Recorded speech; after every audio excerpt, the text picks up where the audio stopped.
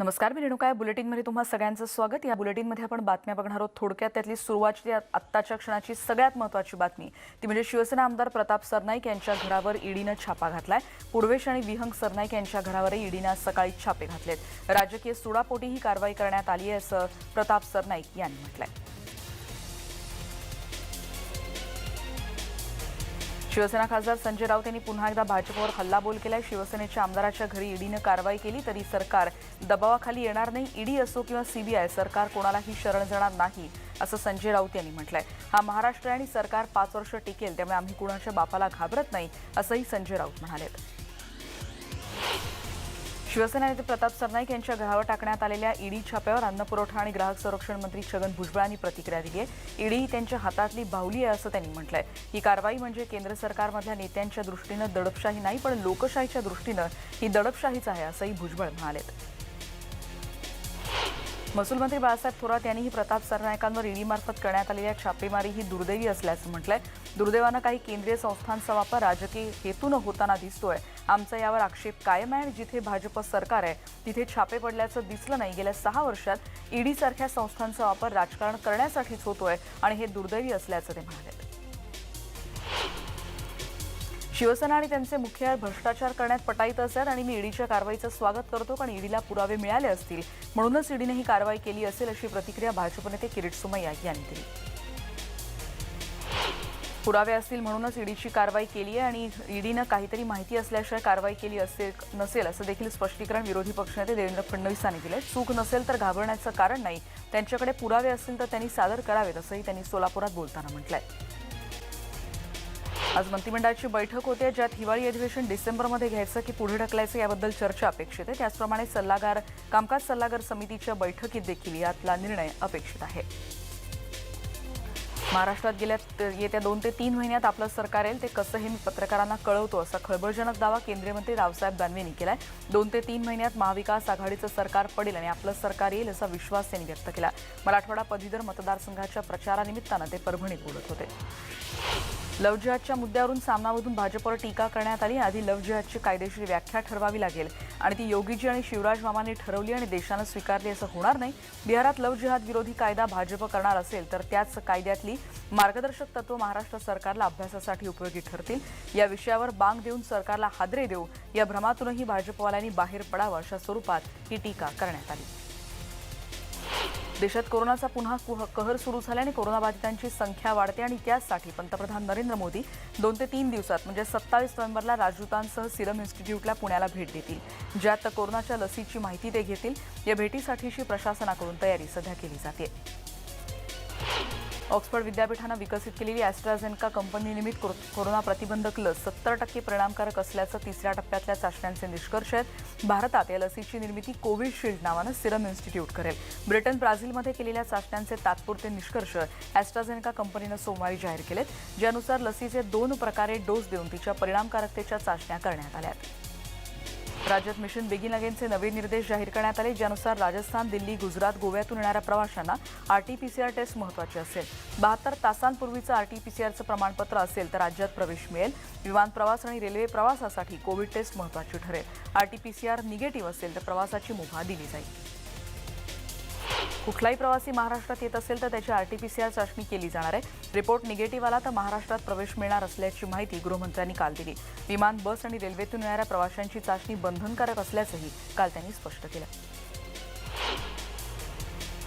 महापरिनिर्वाण दिनी डॉ. बाबासाहेब आंबेडकर यांना घरातून अभिवादन करा असं मुख्यमंत्र्यांनी अनुयायांना आवाहन केलं. ऑनलाईन माध्यमातून दर्शन घ्या, चैत्यभूमीवर गर्दी नको असं देखील काल मुख्यमंत्री म्हणाले. पण दुसरीकडे किमान मुंबईतल्या अनुयायांना तरी चैत्यभूमीवर येण्याची अनुमती द्या अशी मागणी रिपाईकडून केली जाते. राजेंद्र गवई यांनी ही मागणी केली. अनुयायांनी अभिवादनासाठी मुंबईत येऊ नये असं आवाहन याआधी मुख्यमंत्र्यांनी केलं. मुंबई महानगरपालिकेच्या शाळांमधल्या ऑनलाईन शिक्षण न देणाऱ्या शिक्षकांना आता मुंबई मनपानं दणका दिला. अशा शिक्षकांना 1 डिसेंबरपासून 100% उपस्थिती लावण्याची शिक्षा देण्यात आली आहे.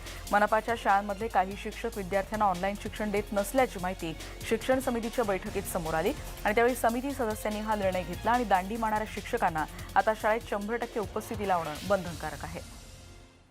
कोरोनाचा प्रादुर्भाव रोखण्यासाठी राज्य सरकार सुसज्ज नसतील तर डिसेंबरमध्ये परिस्थिती आणखी वाईट होईल. त्यामुळे केंद्र आणि राज्यांनी रुग्णांना आरोग्य सेवा पुरवण्यासाठी पूर्णतः तयारी केली पाहिजे, अशी समज आता सुप्रीम कोर्टानं काल दिली आहे. दिल्ली, महाराष्ट्र, गुजरात, आसाम या 4 राज्यात झपाट्यानं वाढत असलेल्या कोरोना रुग्णसंख्येचीही दखल सुप्रीम कोर्टानं घेतली.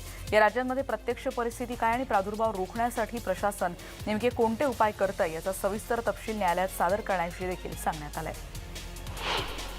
महाराष्ट्र, कर्नाटक, आंध्र प्रदेश ही राज्यच नाही तर हिमाचल प्रदेश, पंजाब, उत्तर प्रदेश आणि छत्तीसगड या राज्यातही कोरोनाचं प्रमाण वाढतंय. केंद्राला याची गंभीर दखल घ्यावी लागली आहे. आरोग्य मंत्रालयानं राज्यांमध्ये काल तातडीनं केंद्रीय पथकं धाडली आहेत. गेल्या आठवड्यात केंद्रानं हरियाणा, राजस्थान, गुजरात, मणिपूर या 4 राज्यांमध्ये पथकं पाठवली होती.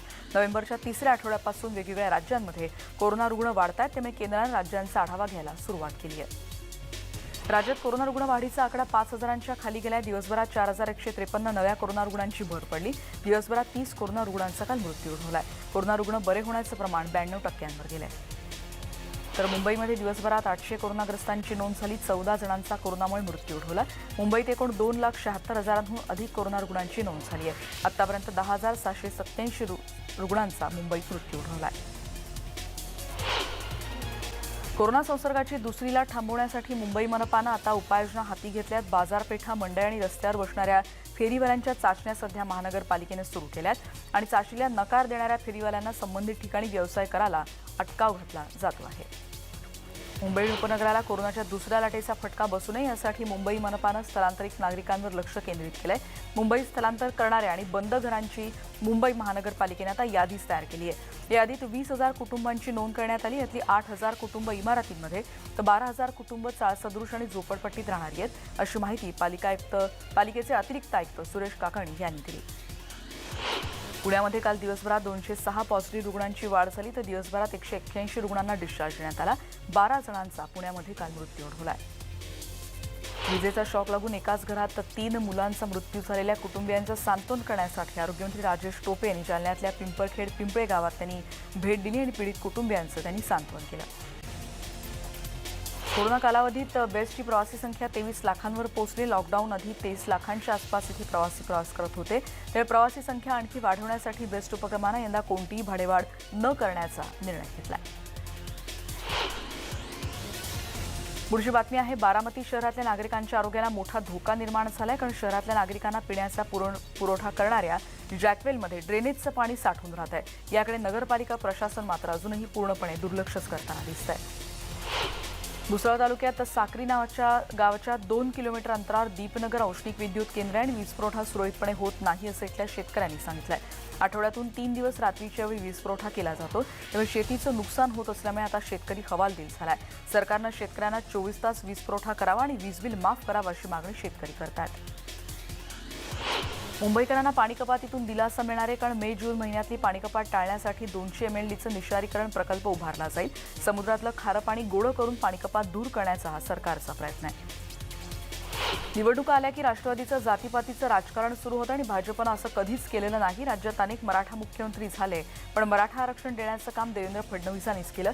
धनगर असेल, वंजारी, ओबीसी, मागासवर्गीय अशा सगळ्याच समाज घटकांना सगळ्यांना समान न्याय भाजपनं दिला, असं वक्तव्य प्रवीण दरेकर यांनी केलंय.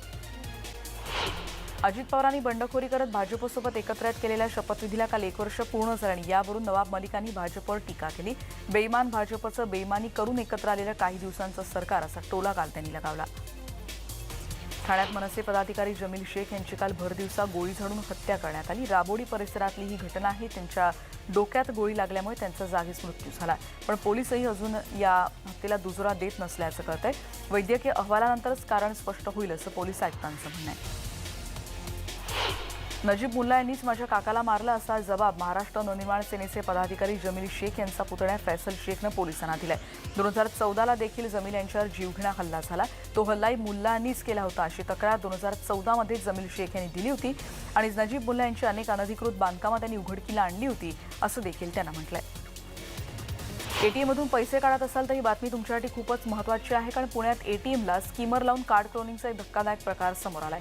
लष्कर पोलीस स्टेशनच्या हद्दीतल्या एका सहकारी बँकेच्या एटीएममध्ये चोरट्यांनी अशा प्रकारे स्कीमर लावलं होतं. हा चोरटा सीसीटीव्हीत कैद झालाय. उत्तर महाराष्ट्रात नाशिक जळगावनंतर धुळे जिल्ह्यातही शाळा सुरू करण्याचा निर्णय पुढे ढकलण्यात आलाय, कारण 30 नोव्हेंबरपर्यंत इथल्या शाळा बंद ठेवण्याचे निर्देश जिल्हाधिकाऱ्यांनी दिलेत. जिल्हाधिकारी कार्यालयात कोरोना पार्श्वभूमीवर एक महत्त्वाची बैठक झाली, ज्यानंतर हा निर्णय घेण्यात आला. पुढची बातमी आपण बघणार आहोत. कार्तिकी यात्रेनिमित्तानं पंढरपुरातल्या विठ्ठल रुक्मिणी मंदिराला आकर्षक अशी विद्युत रोषणाई करण्यात आली आहे. कार्तिकी यात्रेचा भव्य सोहळा आणि त्यासाठी विठ्ठल मंदिर आणखीन लखलखून गेलं आहे. नाशिकमध्ये 34 वर्षीय कविता भोंडवे यांनी दिव्यांगत्वावर मात करत 2 गावांचं सरपंचपद भूषवलंय. त्यांनी आपल्या कामानं ग्रामपंचायतीच्या कामांमध्ये चांगले बदल घडवलेत. दाणेगाव आणि वागलूडमध्ये त्यांनी बेकायदेशीर गोष्टींविरोधात आवाज उठवलाय. चांगल्या व्यक्तींच्या मदतीने आपण गावांमध्ये विकास कामं केली आहेत आणि सुरुवातीला मला कुबड्यांवर बघून माझी टिंगल केली जात होती, पण मी हार मानली नाही. वयाच्या 25व्या वर्षी मी सरपंच झाले आणि अनेकांना इतक्या तरुण वयात मी सरपंच होणं रुचलं नव्हतं, असं देखील कविता भोंडवे यांनी म्हटलंय. नाशिकची आणखीन एक बातमी आपण बघणार आहोत आणि ती बातमी आहे यंगेस्ट सायकलिस्ट ओम महाजननं काश्मीर ते कन्याकुमारी अंतर 8 दिवस 7 तास 38 मिनिटात यशस्वीरित्या पूर्ण केलंय. या धडाकेबाज कामगिरीची गिनीज बुक ऑफ वर्ल्ड रेकॉर्डनं नोंद घेतली आहे. श्रीनगर, दिल्ली, झाशी, नागपूर, हैदराबाद, बंगळुरू, मदुराई, कन्याकुमारी असा हा राईडचा मार्ग होता. हा नॅशनल सायकलिस्ट आहे आणि महाराष्ट्र स्टेट लेव्हलच्या अनेक स्पर्धा त्यानं जिंकल्यात. वडील आणि काकांच्या प्रेरणेनं अवघ्या 17व्या वर्षी त्यानं हा विक्रम नोंदवला आहे. काही राष्ट्रीय बातम्या देखील आपण बघणार आहोत. योगी सरकारच्या मंत्रिमंडळ बैठकीत लव्ह जिहादविषयी कायदा मंजूर होण्याची शक्यता आहे. राज्य कायदा आयोगानं यापूर्वीच लव्ह जिहाद कायद्याची शिफारस केली होती. गृह विभाग आणि न्याय विभागाकडून हा प्रस्ताव मंजूर झालाय. यावरचा कायदा मंत्रिमंडळात आज मांडला जाऊ शकतो. 4:30 वाजता योगी सरकारची यासाठीची बैठक होईल. उत्तर प्रदेशातली बातमी. वाराणसीतून पंतप्रधान नरेंद्र मोदी यांच्या निवडीविरोधात बीएसएफचे माजी जवान तेज बहादूर यांच्या याचिकेवर सुप्रीम कोर्टात आज निकाल आहे. 17 नोव्हेंबरला सुप्रीम कोर्टानं या प्रकरणी आपला निर्णय राखून ठेवला होता. सरन्यायाधीश बोबडे, न्यायमूर्ती एस बोपन्ना आणि न्यायमूर्ती व्ही रामसुब्रमण्यम यांच्या खंडपीठासमोर या याचिकेवर निर्णय होईल. जम्मू काश्मीरमध्ये अमृतसर त्याचबरोबर अजूनही कृषी कायद्याच्या विरोधात शेतकऱ्यांचं इकडे आंदोलन सुरूच आहे.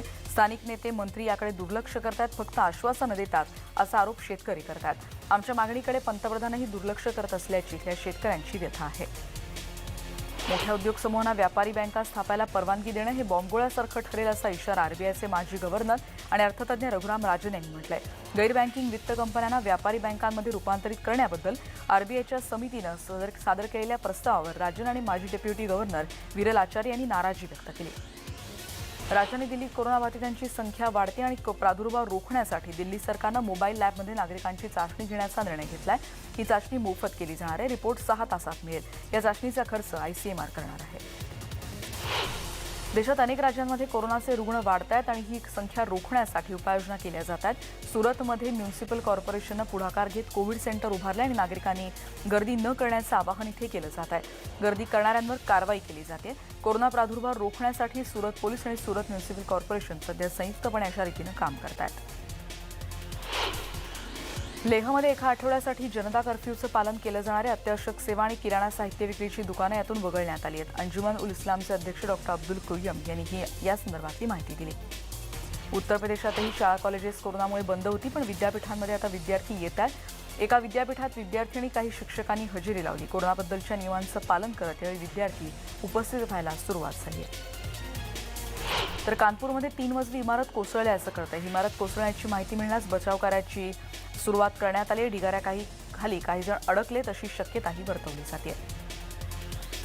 कंगनाच्या ऑफिसवर तोडक कारवाई करण्यात आली होती, ज्याबद्दल 27 नोव्हेंबरला हायकोर्ट निर्णय देईल. कंगनानं मुंबई आपल्याला पाकव्याप्त काश्मीरसारखी वाटते असं ट्विट केलं होतं आणि त्यानंतर शिवसेना आणि तिच्या विरोधात आरोप प्रत्यारोपांच्या फैरी झडल्या होत्या. बातमी. राजधानीतली दिल्लीत दिवसेंदिवस प्रदूषणाची पातळी वाढते आणि त्यामुळे दिल्लीत दृश्यमानता कमी झाली आहे. नागरिकांना श्वसनाचे त्रास जाणवतात. लवकरच उपाययोजना केल्या जाव्यात अशी मागणी नागरिक करतात. बातमी. छत्तीसगडमध्ये 14 वर्षांच्या मुलीवर सामूहिक बलात्कार करण्यात आला. या प्रकरणी पोलिसांकडून नराधमांचा शोध घेतला जातोय. अजूनही अटक न केल्यामुळे इथल्या नागरिकांनी नाराजी व्यक्त करत सरकार आणि पोलिसांवर टीका करायला सुरुवात केली आहे. आंध्र प्रदेशात बाईक चोरांचा सुळसुळाट सुरू आहे. बाईक चोरांनी 2 नाही तर चक्क 211 बाईक चोरल्याचं उघड झालंय. या सर्व बाईक आता पोलिसांनी जप्त केल्या. 220 जणांवर गुन्हा दाखल झाला. इतरांचा शोध सुरू आहे. कोरोनासंदर्भात चीनच्या संशोधक शी झेंगली यांनी केलेल्या दाव्यामुळे नवे प्रश्न उपस्थित होत आहेत. कारण आपण जे शोध लावलेत ते फक्त हिमनगाचे एक टोक आहे.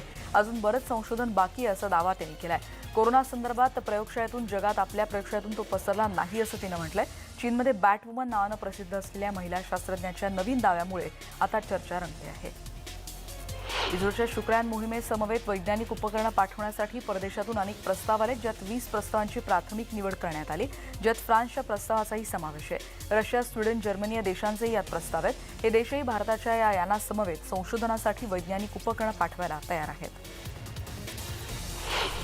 अयोध्येमध्ये आता एक मोठी परिक्रमा सुरू आहे, ज्यासाठी भाविकांनी गर्दी केली होती. पूजापाठ आणि दान करून भाविक ही परिक्रमा करतात. कोरोना संकटामुळे प्रशासनानं इथे त्या पद्धतीनं सुविधा उपलब्ध केल्यात आणि या परिक्रमेत मोठ्या संख्येनं लोक उपस्थित होत आहेत.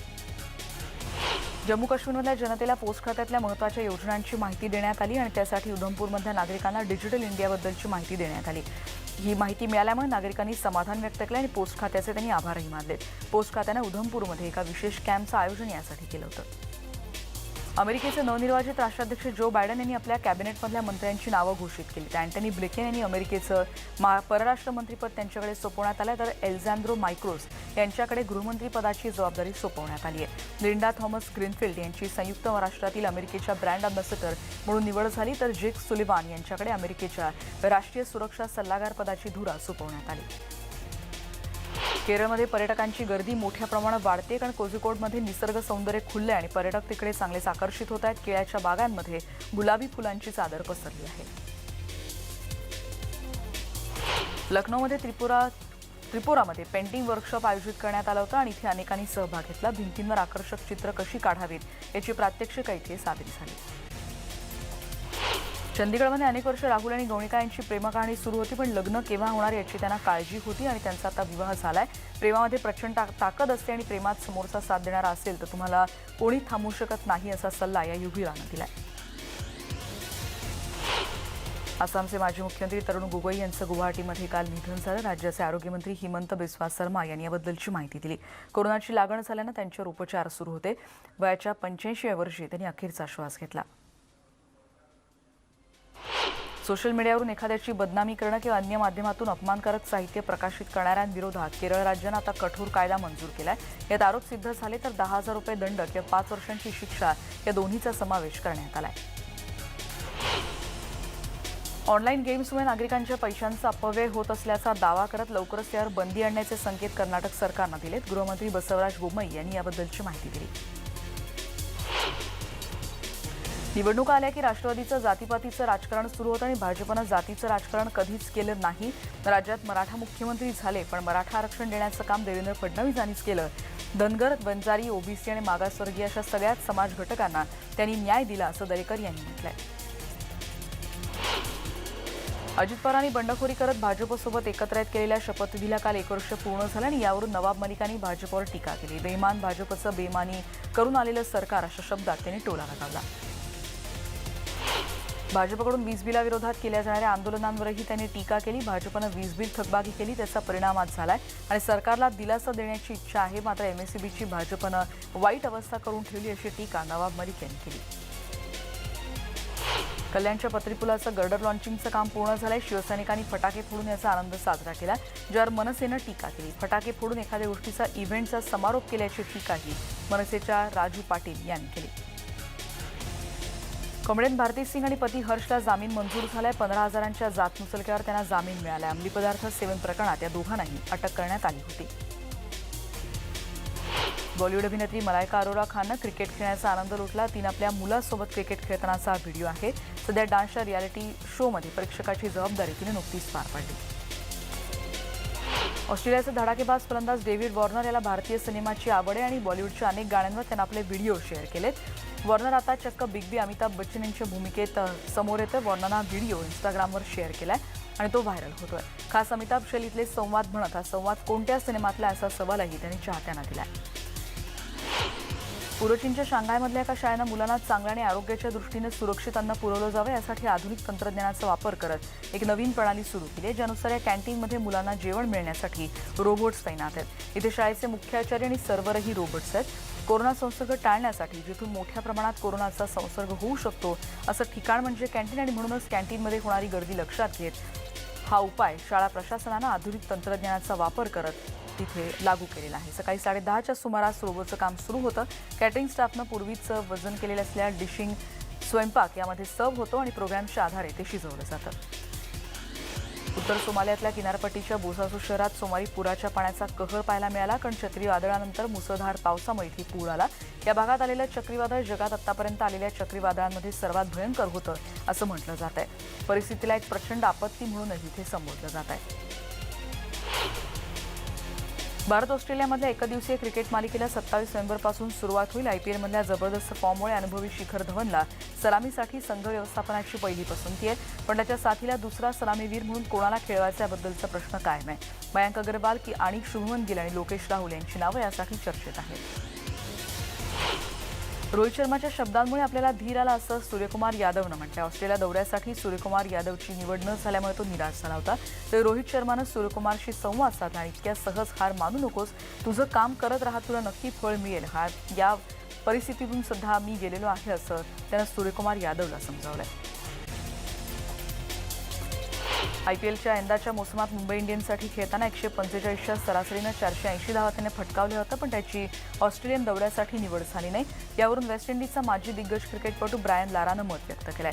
यादवला भारतीय क्रिकेट संघात स्थान द्यायला हवं होतं, त्याला टीम इंडियात न घेण्याचं कोणतंही कारण दिसत नाही असं लारानं म्हटलंय. पुढची बातमी आपण बघणार आहोत. भारताचा माजी क्रिकेटपटू आणि समालोचक आकाश चोप्रानं पृथ्वी शॉबद्दल आपलं मत व्यक्त केलं आहे. तो तरुण आहे आणि त्यामुळे आता त्याच्याकडून सातत्यानं खेळ करणं अपेक्षित आहे. एखाद दिवशी स्ट्राईक रेट कमी असणं समजू शकतो, पण पृथ्वीचा मी खेळेन तर असाच खेळ नाही तर नाही हा ॲटिट्यूड त्याची सर्वात मोठी समस्या आहे. खराब कामगिरीमुळे संघातलं स्थान गमवावं लागल्यानंतरही त्यानं आपल्या खेळात बदल केला नाही अशी टीका आकाश चोप्रानं केली आहे. 30 वर्ष मनोरंजन केल्यानंतर अंडरटेकरची WWE मधून निवृत्ती त्यानं घेतली आणि अंडरटेकर म्हणून त्याची ओळख होती आणि तो पुन्हा कधीच या रिंगमध्ये आता फायटिंग करताना दिसणार नाहीये. त्याच्या चाहत्यांना त्यामुळे दुःख झालंय. वर्ल्ड रेसलिंग सर्व्हायव्हर सिरीज 2020 दरम्यान तो शेवटचा रिंगमध्ये दिसला होता. आपल्या फेमस वॉकसह रिंगमध्ये एंट्री घेत त्यानं अनेकांना भुरळ पाडली होती. 22 नोव्हेंबर 1990ला डेब्यू करणाऱ्या अंडरटेकरनं 22 नोव्हेंबर 2020ला या क्षेत्राचा अनुभव घेतला. या सगळ्या बातम्यांचा आढावा घेतल्यानंतर स्पीड न्यूज बुलेटिनमध्ये आता आपण इथेच थांबतोय. पहा फक्त न्यूज 18 लोकमत.